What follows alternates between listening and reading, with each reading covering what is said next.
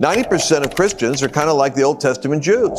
10% of the body of Israel were Levites. Now, coincidentally, I happen to be a Levite. My bloodline, my father's side of the family are rabbis and Levites. I understand a little bit about this almost instinctively.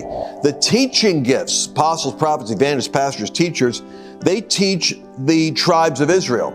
But the tribes of Israel, 90% of them, aren't supposed to be replicating their life in the pulpit or in the synagogue. They participate there, but they go out into their vocation. In their vocation, they expand the borders of Israel. They occupy the area of the Amalekites, the Hivites, the Jebusites, the Canaanites. It works for the Old Testament because they're going out and they're literally taking territory to be occupied by their people and their faith. When the New Testament comes along, Jesus tells his disciples, go into all the world and preach the gospel. Make disciples of nations, teaching them. If you could see the parallel, it's that we don't go out and subjugate by conquest. We do go out in spiritual warfare and bring every thought captive to obedience to Christ. That's the New Testament version.